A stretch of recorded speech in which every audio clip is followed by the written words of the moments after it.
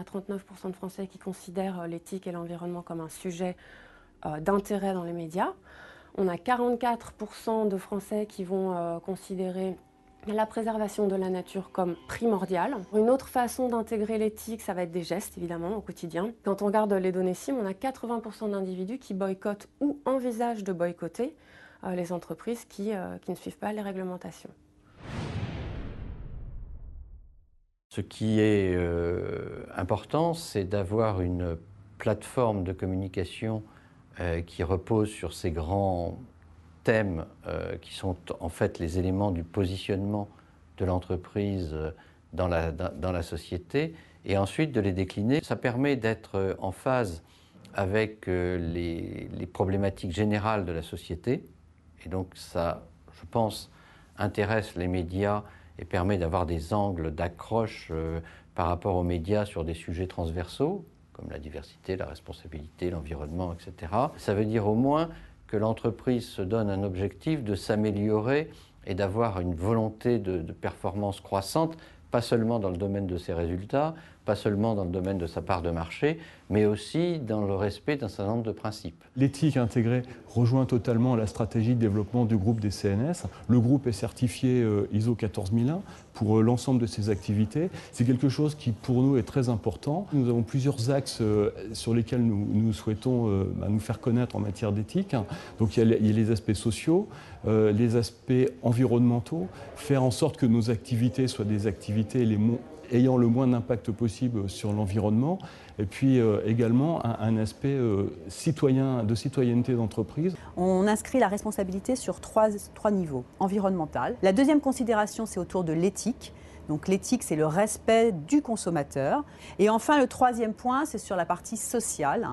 Nous avons un vrai modèle social auquel nous croyons beaucoup, parce que nous pensons qu'il n'y a pas de médias responsables sans entreprises responsables. Se proclamer aller dans le sens de l'éthique, c'est une évidence. Qui oserait dire, moi, nous, Marc, nous, leaders politiques, l'éthique, c'est pas notre truc.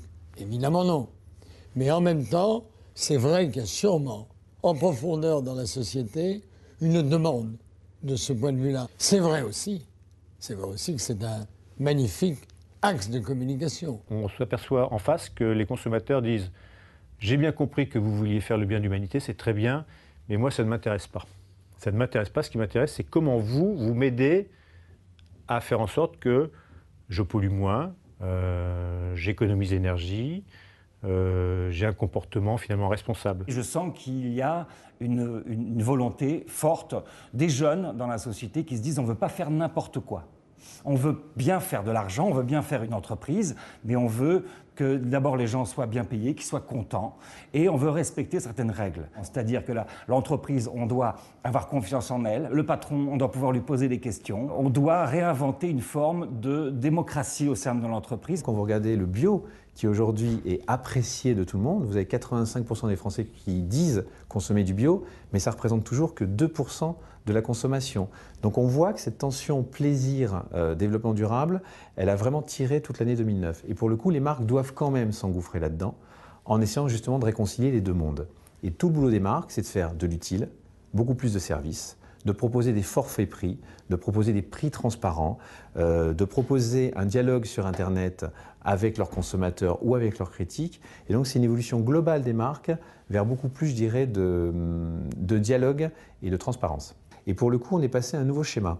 Et le schéma, c'est le retour au bon sens. Les marques sont sous le regard des consommateurs, donc elles agissent beaucoup plus concrètement dans cette logique de savoir-faire, faire et faire savoir. Je crois que la dimension sociétale est de plus en plus forte et que les entreprises ont pris conscience ces dernières années de leur rôle dans la société et de leur devoir d'agir pour l'intérêt général au-delà de l'intérêt particulier. Et le sponsoring est un formidable vecteur pour porter cette démarche d'intérêt général puisqu'elle amène l'entreprise dans un environnement qui dépasse largement le champ économique. Ce qui est formidable avec le sponsoring, c'est qu'il se réinvente tous les jours dans sa pratique. Et on le voit effectivement à travers cette dimension aujourd'hui sociétale qui donne un souffle nouveau.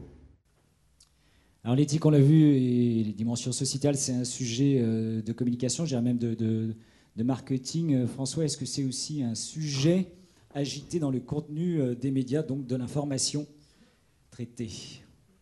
Eh bien, je vais avoir plein de cadeaux. Alors je vous rejoins, je vous amène également un cadeau. Alors une idée de cadeau, en l'occurrence, c'est une idée de cadeau à faire soi-même. C'est joli, hein? Oui, c'est bien. Hein. C'est un bracelet Hermès. Oui, c'est un bracelet Hermès, tout simplement parce que sur le site d'Hermès, vous pouvez télécharger tout le patron et toutes les consignes pour fabriquer ce bracelet vous-même. Alors pourquoi fabriquer soi-même? Pas forcément en papier, donc. Pas forcément en papier. Vous pouvez prendre une matière beaucoup plus noble. C'est très gentil comme cadeau. J'ai customisé, hein, vous remarquerez, j'ai mis des couleurs qui doivent vous rappeler quelque chose normalement. Je remarque qu'il est en papier. Bon. Alors pourquoi fabriquer soi-même? Tout simplement pour se faire plaisir dans un premier temps, mais également parce que comme ça vous êtes sûr que ça va correspondre à vos valeurs d'éthique. Vous êtes sûr de la matière dans laquelle vous allez le fabriquer et vous êtes sûr qu'il n'est pas fabriqué au bout du monde. Alors tout simplement on dit depuis plusieurs années que le consommateur reprend la décision, reprend le pouvoir. Et bien en 2009, je dirais même que le consommateur il a pris tellement le pouvoir qu'il a commencé à fabriquer lui-même les produits. Tous les experts de la consommation l'ont souligné sur l'année qui vient de s'écouler. C'est la grande année du fait soi-même, le fameux do-it-yourself des anglo-saxons. Alors le fait soi-même, c'est une tendance qui existait, qui montait déjà depuis plusieurs années. Nos amis de TGI Sim, d'ailleurs, nous alertaient régulièrement sur l'envolée des ventes de machines à pain, de blenders, de yaourtières, etc. Mais en 2009, c'est un vrai point d'ancrage de la consommation et en plus en forte croissance, et il n'y en a pas énormément en ce moment. Donc là, vous avez plus 29% sur les kitchen machines, ça c'est plutôt la manière dont on a rebaptisé le petit électroménager de cuisine. Donc chez Seb, chez Philips, on est plutôt content de ces ventes-là. Les aides culinaires également, en grande distribution, qui voient leurs ventes progresser. Mais c'est aussi le succès en librairie de ces kits où vous avez tous les éléments pour faire vous-même vos macarons, ou bien encore votre patchwork, ou votre jardin sur le balcon. C'est également le succès des cours pour préparer soi-même ces produits de beauté. Ça, c'est chez Nature et Découverte. Je disais juste pendant un aparté que je te voyais bien faire ton jardin sur ton balcon. Oui, exactement. C'est déjà que j'ai un balcon. Mais j'adore faire mon jardin. Allez, on enchaîne. Donc, les cours pour préparer ces produits cosmétiques et également les cours pour faire son bricolage soi-même. Donc ça, c'est chez Casto et ça marche du feu des dieux. Donc, ce n'est pas une tendance créée par la crise, mais la crise l'a légitimée, accentuée et légitimée. Quand on interroge les Français sur les raisons pour lesquelles ils font eux-mêmes, c'est la transparence, le souci de traçabilité, le recyclage, ne pas gaspiller, la valorisation personnelle, l'autonomie et enfin l'économie.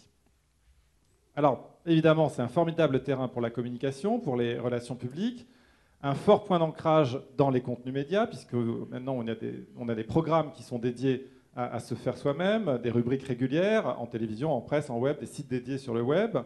Dans les féminins, on a fait une petite mesure. Dans les féminins, il y a eu 4 fois plus de retombées sur le fait soi-même entre l'automne 2009 et l'automne 2008. On vous a mis le gros dossier de glamour de décembre ici, qui appelait toutes ces lectrices à devenir stylistes. Et quand on fait une étude éditoriale assez large, en fait, ça va bien au-delà de la cuisine, du vêtement, du jardinage, donc la cosmétique, les produits d'entretien, comment faire soi-même ces produits d'entretien, l'édition, etc. Alors maintenant, si on prend un peu plus de distance en regardant l'actualité à travers l'UBM, avec un œil plus macro, l'unité de bruit médiatique, cette fois je ne me trompe pas. On en a beaucoup parlé. Voilà, donc l'environnement, c'est le premier sujet dans l'actualité. Premier sujet à nouveau en 2009, c'était déjà le cas en 2007 et en 2008, on l'avait déjà mentionné l'année dernière sur cette même scène, et c'est le premier sujet d'actualité parce qu'il est totalement transversal, c'est-à-dire quand vous allez parler de crise, de santé publique, d'énergie, d'Union européenne, de justice, il y a toujours la possibilité de faire un papier d'angle qui va traiter de l'impact sur l'environnement. Et donc ce sujet environnement est un vecteur très très porteur pour les communications qui suscite l'intérêt journalistique car il est lié à une actualité qui est toujours très remplie tout au long de l'année.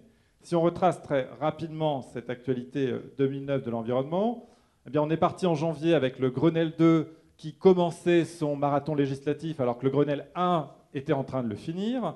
Ça veut dire qu'on a porté de nouveaux vocabulaires dans les médias, comme la croissance verte, puisque la croissance verte, c'est vraiment l'objet du Grenelle 2, c'est ce que doit concrétiser le Grenelle 2. Le débat sur la contribution climat-énergie, ce qu'on appelle plus communément la taxe carbone. Donc là, un débat qui a duré toute l'année avec de multiples étapes, des hauts et des bas.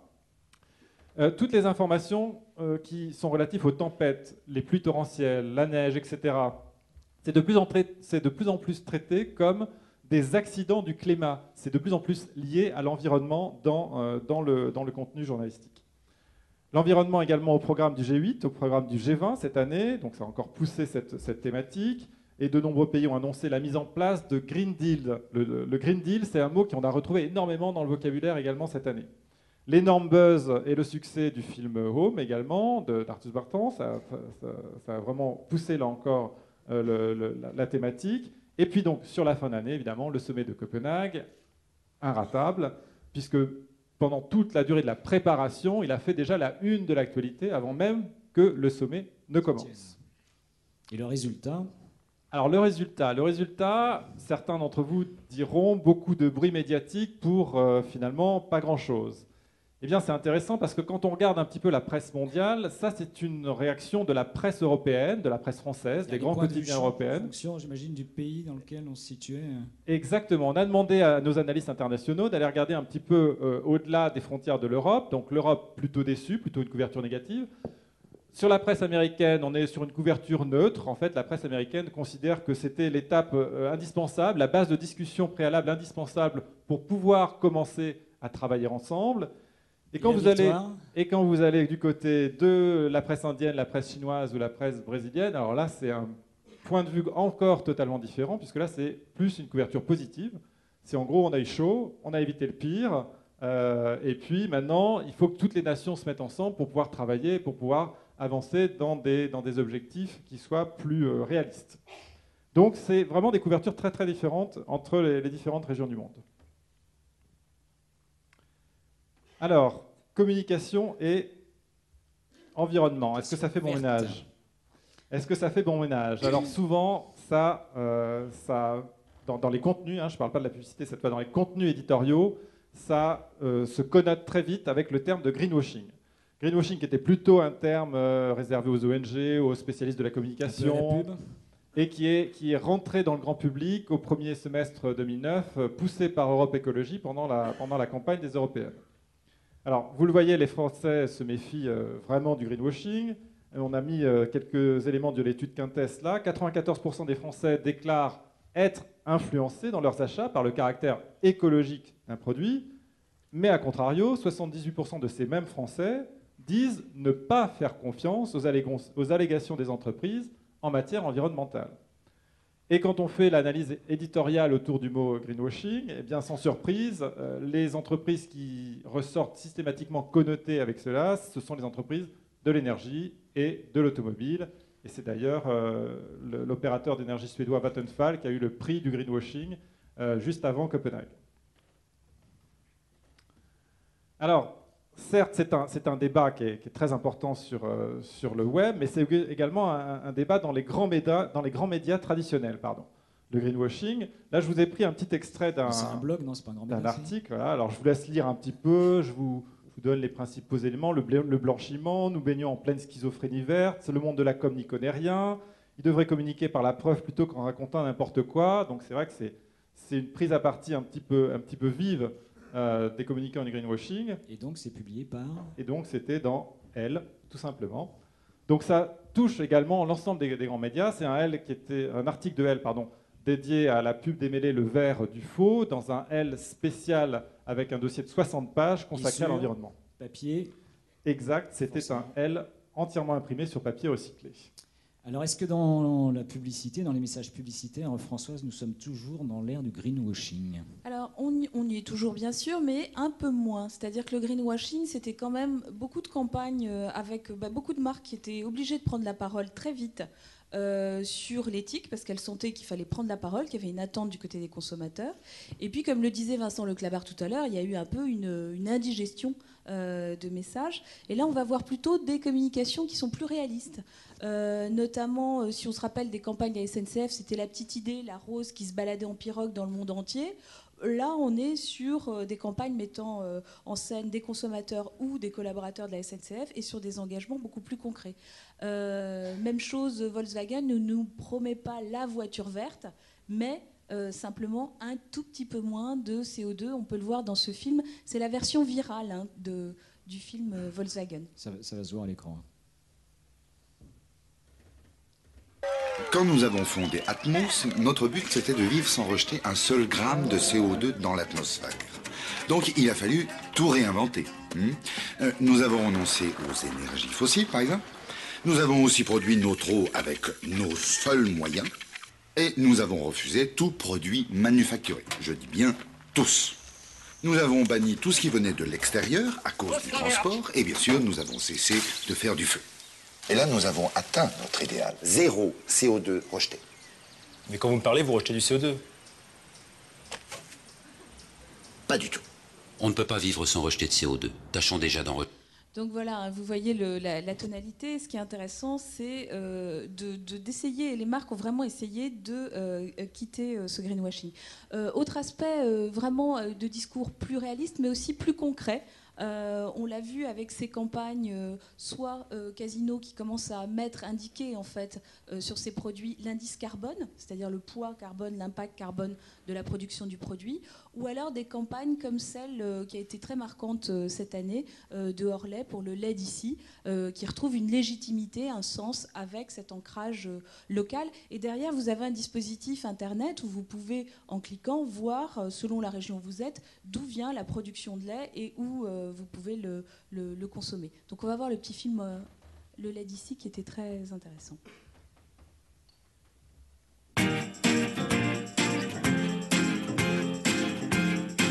Le lait d'ici est fait ici, dans les prairies et les laiteries d'ici.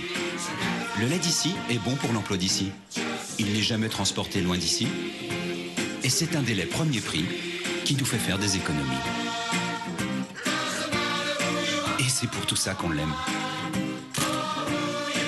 Le lait d'ici, c'est la vie de nos prairies. Alors je vous disais plus réaliste, plus concret et également plus ludique et participatif. On le voit sur le slide suivant en fait, avec des exemples de marques qui soit vont chercher à faciliter, c'est ce que disait tout à l'heure Gilles Masson, faciliter le geste éthique.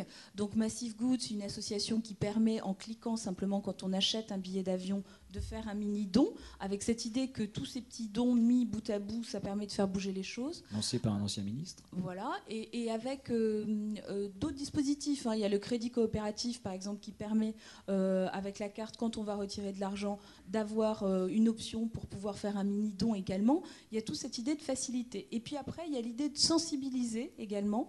Des campagnes qui sont des campagnes presse et Internet de Tetra Pak, par exemple, sensibilisent et expliquent beaucoup la façon de bien recycler. Même chose avec ce film qui a vraiment beaucoup circulé sur Internet, qui a créé le buzz, qui est un film suédois à l'origine de Volkswagen sur The Fun Theory pour expliquer en fait comment rendre le geste éthique moins sinistre, moins austère, beaucoup plus joyeux et amusant et aussi une façon de sensibiliser. On va voir ce film Internet, même chose, il est un peu pixelisé, c'est un format diffusé sur le net. Et en musique.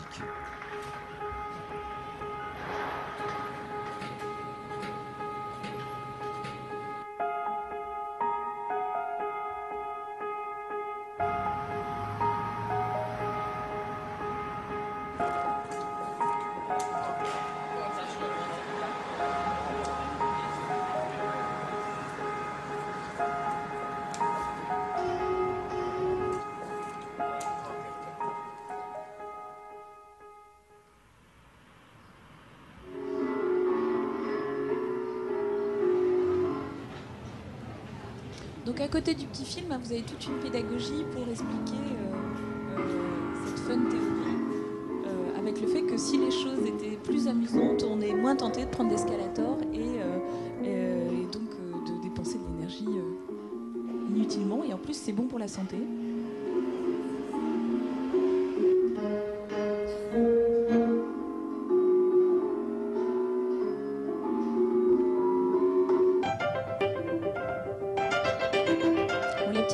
Assez sympathique pour montrer on a coupé, c'est un format qui est assez long, mais c'est pour montrer en fait que là on est plutôt sur de la dédramatisation. Ce qui est important de rappeler quand même, c'est que même si on a eu quelques grands lancements importants dans l'hygiène beauté, des grands lancements avec des marques traditionnelles qui vont faire des versions bio. On a plutôt en fait une fragmentation de ce marché. Eric l'évoquait déjà tout à l'heure. Avec une grande diversification des labels, c'est assez difficile de mesurer et d'identifier. Et ce qui est intéressant, c'est qu'on est plutôt dans une logique. On s'attendait à une grande vague de green business, une grande vague verte. Ça n'est pas le cas. C'est plutôt une intégration. C'est pour ça qu'on a intitulé cette partie l'éthique intégrée. Une intégration de la réflexion un peu à tous les niveaux. Et certainement, on va de moins en moins vers uniquement du greenwashing. Est-ce que ces labels éthiques et bio, pour reprendre vos mots, ça fait de la pub entre guillemets? Est-ce que ça se transmet aujourd'hui très concrètement dans des investissements publicitaires sur le marché français? Pas beaucoup pour une raison qui est due en fait. Les filières ne sont en fait pas suffisantes pour aujourd'hui produire en masse des produits bio. Et quand on isole du coup l'ensemble de la communication sur les produits de grande consommation qui utilisent des labels dits bio, ça représente 43 millions d'euros en 2009 sur un total d'investissement de la grande conso à 3,6 milliards. Donc c'est une goutte d'eau. Et je ne veux pas être pessimiste, mais sur ces 43 millions d'euros, 21... Brut, absolument. Toujours. Sur ces 43 millions d'euros, 21 proviennent de Mixa et Ushuaïa Bio, dont Françoise parlait à l'instant. Alors derrière, il reste quand même quelques grands groupes qui communiquent, mais de manière assez parcimonieuse sur le bio. Et puis, finalement, beaucoup de PME qui trouvent là un territoire d'expression. C'est le cas d'Andro, c'est le cas de Juva Bio, de Tribala, de Michel et Augustin, par exemple. Mais à chaque fois, ce sont des budgets assez modestes. Alors, sinon, pour finir, on a regardé combien les labels investissaient au total, donc là c'est vraiment une communication tournée, centrée sur les labels de type AOP pour les produits laitiers, Max Havelaar, Rainforest ou autres. Il y a une vingtaine de labels actifs, mais pour un total de 5 millions d'euros. C'est une goutte, ça n'existe pas, quoi. Ça existe, mais c'est une goutte d'eau, oui. Merci Eric. Alors un des intervenants l'a dit tout à l'heure dans la vidéo, l'environnement, l'éthique, ça pénètre d'une certaine manière aussi le sport et le sponsoring sportif. Pour nous en parler, j'appelle Bruno Lalande auprès de nous, qui est déjà là. Bonsoir. Bonsoir. Et déjà peut-être nous dire... Alors par contre, j'ai dit que j'allais dire devant tout le monde, parce qu'en ce moment, il y a des Jeux Olympiques à Vancouver. Donc vous êtes venu Donc avec... en fait, je vais raconter l'histoire. Par contre, j'ai toujours mon matériel avec moi. Donc si jamais il y a une médaille pendant mon discours, ben, je m'arrête, j'agite le drapeau, puisque j'ai les IBM de Vancouver en direct sur ma gauche. Voilà. Très bien, donc vous gardez bien votre... Donc je l'ai dit. Voilà. Très bien, votre drapeau. En attendant, est-ce qu'on peut déjà savoir comment s'est passé le sponsoring sportif en 2009 ? Alors le sponsoring sportif ou le marketing sportif en 2009, il a traversé en fait la crise un peu comme un adolescent qui migre vers l'âge adulte. C'est-à-dire plutôt bien et en se renforçant, en tout cas dans sa maturité. Alors on a pu voir notamment émerger en 2009 en fait des nouvelles voies plus respectueuses de l'environnement qui désormais sont intégrées dans les opérations de sponsoring. Je ne sais pas si vous y avez prêté attention, mais je pourrais vous donner des kyrielles d'exemples. Renault, dans sa communication publicitaire, communique avec La Voile, la marque Eco2 et Hélène MacArthur notamment. Le ministre Borloo a été le parrain de la Transat Jacques Vabre 2009, parce qu'elle est inscrite dans une démarche de développement durable également. Peugeot, qui a gagné, Philippe, vous ne suivez pas, les 24 heures du Mans en 2009. J'attends votre drapeau surtout. Avec une communication forte de Peugeot qui était axée autour de ces voitures plus silencieuses et plus respectueuses de l'environnement. Bref, la communication aujourd'hui autour du sport, avec le sport, je pourrais vous l'illustrer finalement avec 3 cas ici qui sont assez saillants. Alors le premier, on va parler de voile, d'une course, c'est à gauche, qui s'appelle la Solo Océane. C'est une nouvelle course autour du monde. Ça, c'est pas nouveau, en bateau monotype, monocoque. En revanche, il y a un concept très innovant pour cette course, c'est que pendant la course, tous les bateaux ils vont embarquer en fait une petite plateforme, l'espèce de kit pour collecter des données scientifiques, c'est en partenariat avec Météo France et Ifremer. Alors pourquoi ? Tout simplement parce que la navigation dans des contrées qui sont inexplorées est terriblement rude. Ça va permettre de collecter des données et d'alimenter en fait la recherche pour que la planète finalement aille beaucoup mieux. Alors le sportif ou le skipper, ils sont désormais en fait les capitaines de ces navires qui sont des voiliers scientifiques finalement. Le deuxième cas au milieu, la Fédération française de cyclisme, qui est bien consciente de l'impact des courses cyclistes sur l'environnement, avec l'encadrement motorisé, les bus, les voitures d'équipe. Il y a aussi, vous le savez tous, à peu près 12 millions de Français sur le bord des routes pendant le Tour de France chaque année. La Fédé elle a décidé de créer ce dossard vert pour distinguer en fait quotidiennement les efforts qui sont faits par toutes les équipes au quotidien. Une équipe d'UCI Pro Tour, l'UCI Pro Tour c'est un peu jargonneux, mais c'est le top des équipes cyclistes, c'est 230 jours de course par an. Et puis le dernier point, c'est le World Green Sport, qui est un nouveau label, c'est très intéressant, qui désormais il va mettre en lumière en fait les nouvelles orientations vertes des opérateurs de tout cet écosystème du sport et du sport business. Michelin a reçu ce label il y a quelques jours, tout comme le trophée Andros électrique fin 2009. Alors cette nouvelle distinction, ça fait sens et ça doit permettre d'inciter les acteurs, entreprises, à mettre davantage de sens dans leurs événements. Alors ce label, finalement, c'est une bonne démonstration du sponsoring avec du sens. Et je vous confirme donc, c'est l'ordre du jour, que l'éthique et le développement durable sont de plus en plus souvent imbriqués, en fait, dans les stratégies de communication par le sport. Et puis, pour conclure, une mauvaise nouvelle, je n'ai pas agité le drapeau. Donc on a toujours 7 médailles parce qu'il n'y en a pas eu cette nuit. À Turin, en 2006, on en a eu 9. J'espère qu'on en aura au moins 10. Voilà. Merci.